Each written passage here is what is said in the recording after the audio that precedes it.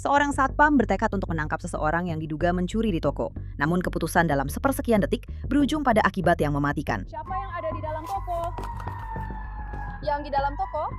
Oke, ini. Duduk saja di sini dan lepaskan. Kami sedang membahas apakah jaksa percaya ini adalah pembelaan diri atau ulah seorang satpam yang benar-benar kewalahan. Jika mereka tidak langsung menjawab, saya akan lanjut dan menjawab pertanyaan Anda. Oke, jadi saya ingin mencoba menulis di sana. Hak untuk membawa, ya itu nama pintu masuknya. Hak untuk membawa, oke. Biar saya coba googling dulu. Oke, ini adalah Inside the Crime yang dipersembahkan oleh Law and Crime. Saya Elizabeth Milner.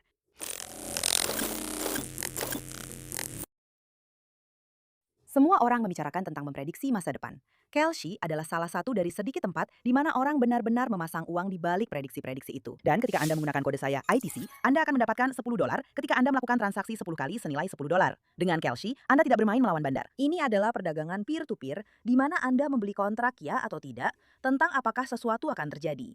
Jadi Anda berdagang langsung dengan pengguna lain. Ini mirip seperti memperdagangkan saham. Harga tidak ditetapkan oleh algoritma yang dirancang untuk mengambil posisi berlawanan dari perdagangan Anda. Sebaliknya, pasar bergerak berdasarkan penawaran dan permintaan, di mana para peserta bersedia membeli dan menjual. Opini publik yang menentukan harga. Saat ini, Anda bisa membeli perdagangan untuk pemenang Senat Texas. James Talarico saat ini diperdagangkan di angka 42%. Artinya, perdagangan senilai $20 akan membayar $45 jika prediksinya benar. Dan saat probabilitas itu berubah, Anda bisa membeli atau menjual posisi Anda kapan saja untuk mengunci keuntungan atau memotong kerugian. Kelsey telah disetujui oleh CFTC, diatur secara federal, itulah sebabnya platform ini tersedia di seluruh negeri, termasuk California dan Texas. Unduh aplikasi Kelsey dan gunakan kode ITC untuk mendapatkan $10 saat Anda melakukan perdagangan $10. KALSHI. Kelsey, perdagangkan apa yang akan datang. Petugas mengatakan korban tidak bersenjata saat ia ditegur soal barang-barang yang nilainya kurang dari $100. Jadi, mengapa petugas keamanan itu diduga mengeluarkan senjata di toko Spirit Halloween? Ini tanggal 16 Oktober 2025. Kami berada di Albuquerque, New Mexico. Baru lewat jam 5 sore ketika petugas dari Departemen Kepolisian Albuquerque merespons penembakan di tempat parkir toko Spirit Halloween. Siapa yang ada di toko? Yang di dalam toko? Oke. Duduk saja di sini dan lepas itu. Maaf ya.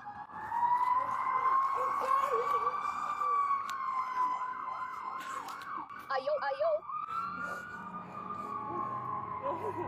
Lepaskan saja, lepaskan.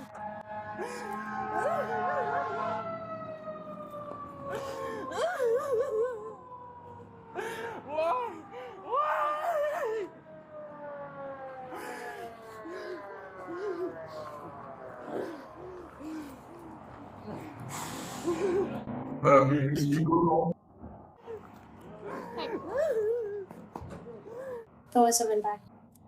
Hanya satu yang mati. Tetap letakkan tanganmu di situ. Aku hanya akan mengambil senjatamu. Aku tahu yang pertama.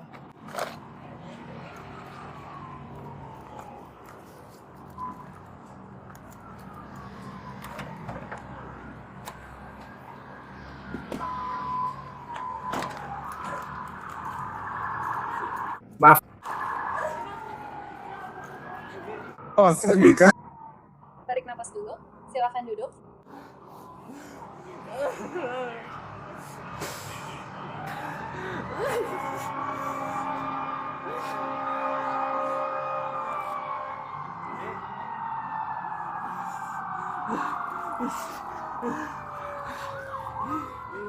Lepaskan rompinya. Apakah dia baik-baik saja? Ayo, lepaskan rompinya supaya dia bisa bernapas. Banyak hal yang terjadi, dan para petugas sedang mencoba mencari tahu apa yang sebenarnya terjadi, karena saat ini tampaknya petugas keamanan mungkin telah menembak seorang pelanggan. Tapi apa yang bisa memicu hal itu terjadi? Apakah ini tidak apa-apa?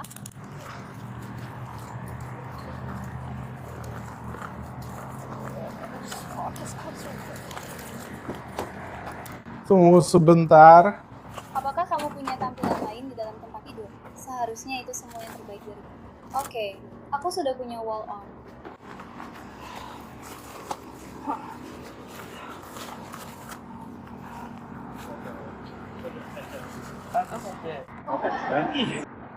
Silakan duduk untukku. Terima kasih. Kami akan segera berbicara dengan Petugas keamanan tersebut kemudian diidentifikasi sebagai Josiah Armijo yang berusia 25 tahun. Dan polisi mengatakan pria yang dituduh dia tembak itu meninggal karena luka-lukanya. Saat kalian melihatnya, kami baru saja sampai di sini untuk membantu. Saya tadi hanya mencari pos saya. Saya merespons dari pos saya. Oke, jadi saat kalian sampai di sini, semuanya sudah terjadi. Ya, semuanya baik-baik saja. Oke.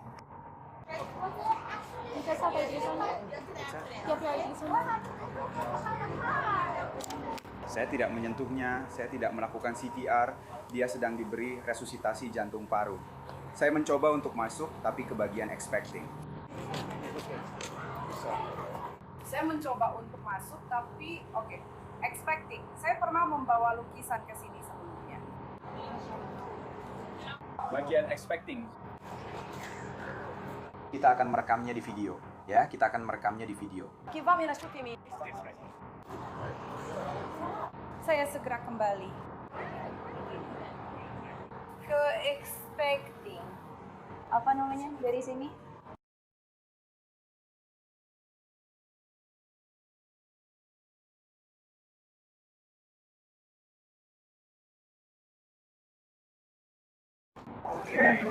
Ya, ini yang terbaik darinya kan? Ini yang terbaik darinya. Lalu miliknya ada pada kalian.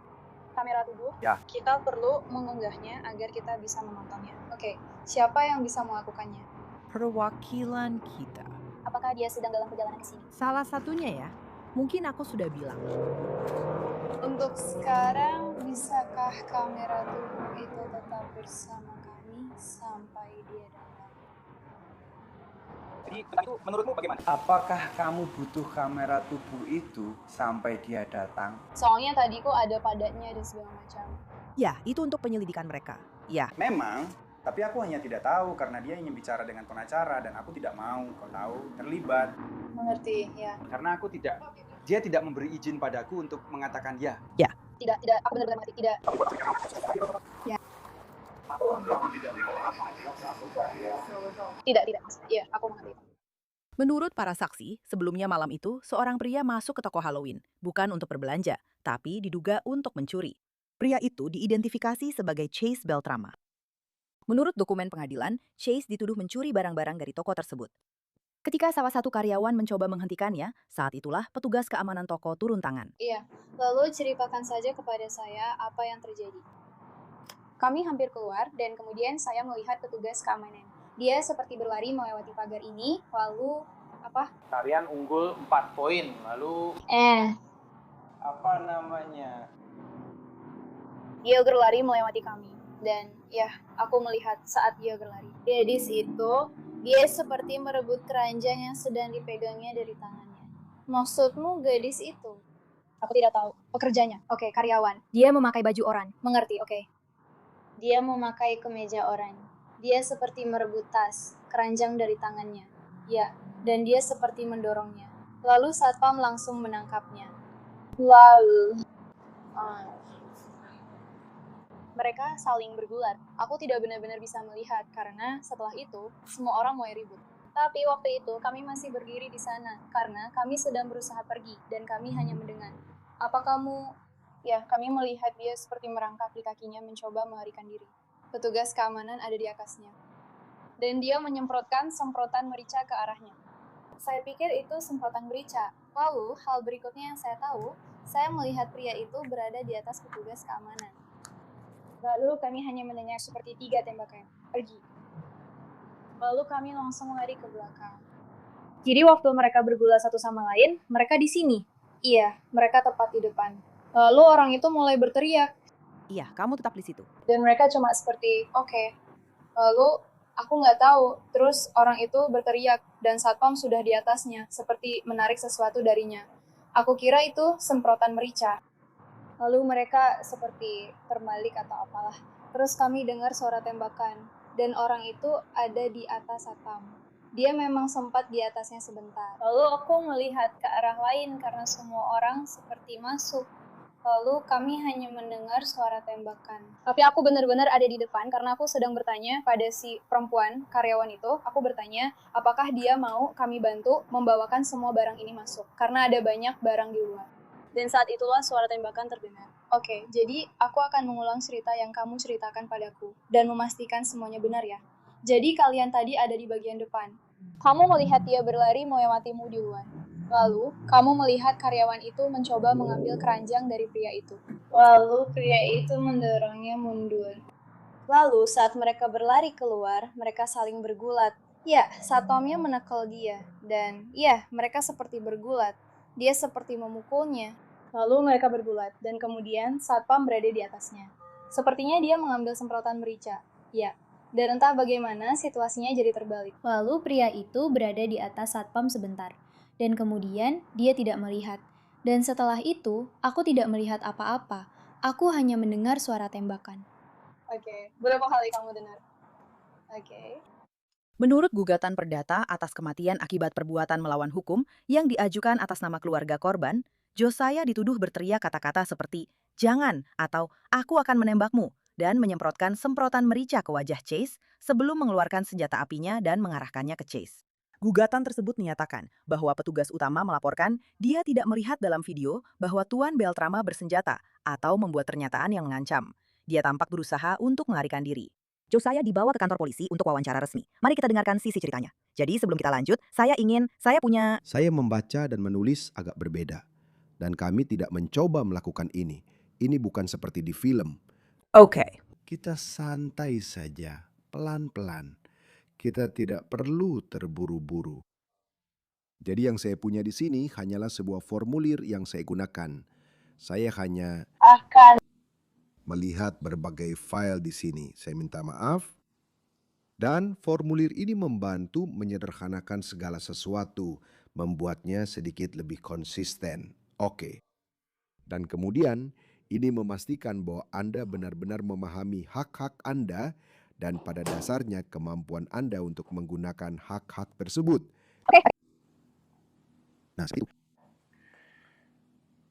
Cara saya akan membacakannya untukmu. Omong-omong, saya tidak ingin terkesan meremehkanmu. Oke, hanya saja kami berurusan dengan berbagai macam orang. Saya suka bersikap konsisten di antara mereka. Bukan berarti saya yakin kamu konsisten dengan salah satunya. Oke? Jadi saat saya membacakannya, saya akan berhenti di setiap poin. Dan untuk keperluan rekaman, kalau bisa saya dapatkan jawaban ya yang terdengar jelas, saya tahu kamu mungkin gugup atau apapun. Kami mengerti ya, tapi supaya terekam bahwa kamu memahaminya, kami punya rekamannya. Oke. Jadi kamu paham bahwa kamu punya hak untuk tetap diam. Kamu tahu artinya kan? Ya, Pak. Oke. Apapun yang Anda katakan bisa dan akan digunakan melawan Anda di pengadilan. Apakah Anda mengerti? Ya, Pak. Oke. Anda berhak berbicara dengan pengacara sebelum dan selama proses interogasi dan memiliki pengacara yang mendampingi Anda selama proses interogasi. Apakah Anda mengerti hak tersebut? Ya, Pak. Oke, bagus. Apakah Anda ingin berbicara dengan kami tentang kejadian malam itu? Saya akan. Tapi saya punya pengacara karena kami punya right to bear. Oke. Tapi saya tidak tahu nomor mereka. Jadi setiap kali mereka bilang kalau kita terlibat dalam baku tembak, kita harus menelpon mereka dan mereka akan membantu kita melalui prosesnya. Saya bersedia menjawab pertanyaan, tapi saya ingin salah satu dari mereka hadir. Tapi sejujurnya, saya tidak tahu berapa lama itu akan berlangsung. Jadi kalau mereka tidak langsung menjawab, saya akan lanjut saja dan menjawab pertanyaan Anda. Oke. Jadi Anda ingin mencoba right to bear. Right to bear, ya, itu nama asuransinya. Right to bear, oke. Biar aku cari di Google dulu. Menurut laporan, Josiah tidak bekerja di toko Spirit Halloween. Dia bekerja untuk perusahaan pihak ketiga. Dia bilang dia diizinkan membawa senjata, tapi penyidik sedang mencoba memverifikasi apakah itu benar. Apakah itu asuransi senjata api? Ya. Ini adalah Delta Force, hak untuk memiliki dan membawa senjata. A second call defense. Apakah itu terlihat seperti situsnya? Saya rasa begitu ya. Oke. Atau yang di bawah. Bukan yang itu. Ada satu yang bertuliskan right to bear, yang itu di sana. Apakah itu muncul di nomor tertentu? Di sini. Biar saya klik, kita tunggu sebentar. Ini muncul seperti rencana bulanan. Tidak. Bukan yang itu. Apa aku mungkin namanya? Apakah itu punya paket tahunan? Karena aku beli yang tahunan.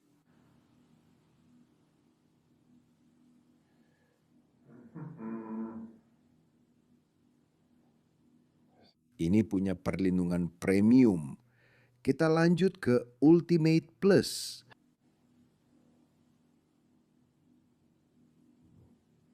Apakah masih ada lagi yang seperti itu? Tidak apa-apa, aku ambil 2 saja. Kamu yakin? Aku ingin memastikan kalau kita sudah mengurus ini dan akan membayarnya. Aku hanya tidak mereka. I just don't. Mungkin tidak akan menjawab. Itu masalahnya. Atau ingat layanan-layanan itu. Oke. Apakah kamu mendapatkannya melalui toko senjata? Jadi saya melalui Triad Defense untuk mendapatkan sertifikasi level 3 di kartu lisensi satpam saya. Saya melalui Triad Defense dan itu melalui David Brown. Saya tidak tahu apakah kalian tahu siapa dia. Saya tidak tahu. Tapi dia yang, jadi ketika dia mengadakan kelas level 3, mereka punya asuransi hak membawa senjata yang datang dan berbicara kepada kami dan berusaha membuat orang-orang mendaftar. Oke. Saya sedang memeriksa situs web itu untuk melihat apakah ada sesuatu. Ya. David Brown. Ya, saya lewat dia untuk mendapatkan kelas level 3 saya. Oke.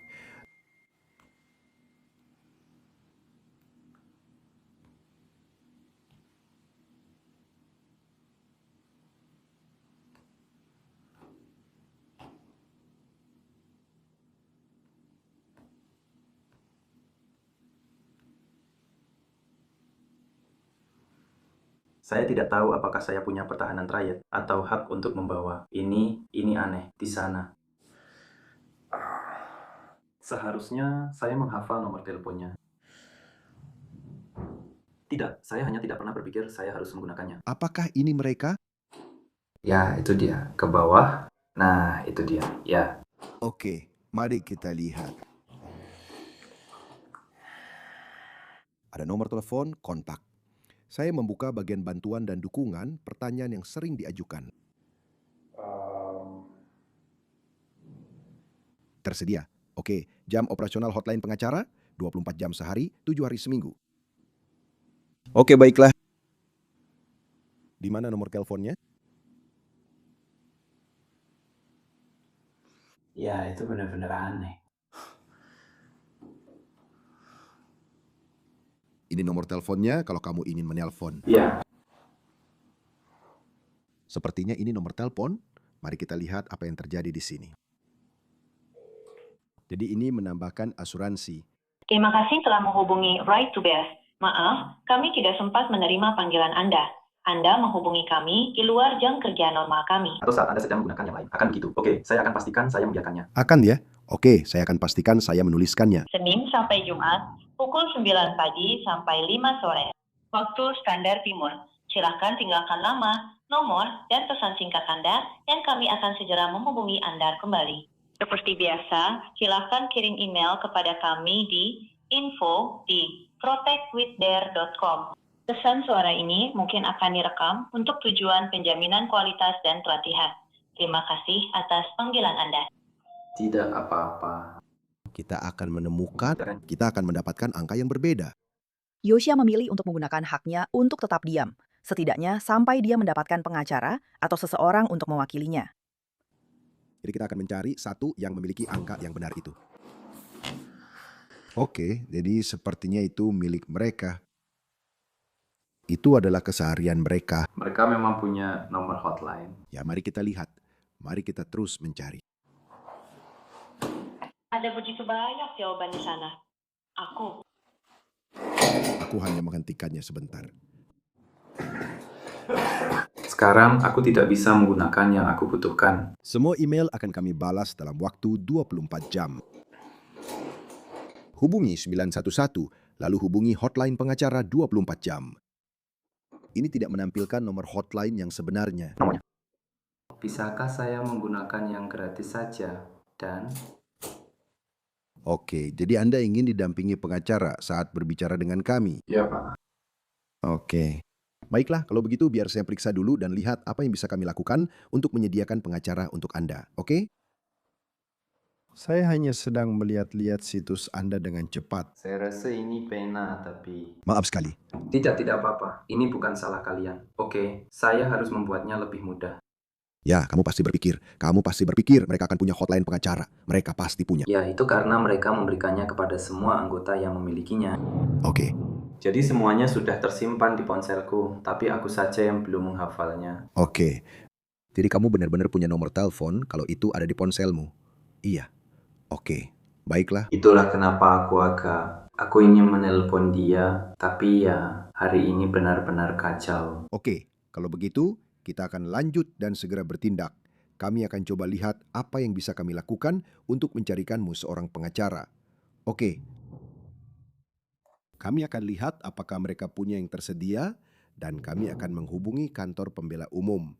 Biasanya kami tidak punya pengacara cadangan. Kantor jaksa wilayah mewakili kasus kami di pengadilan dan kantor pembela umum atau kantor manapun yang bisa kamu hubungi akan menyediakan pengacara untukmu.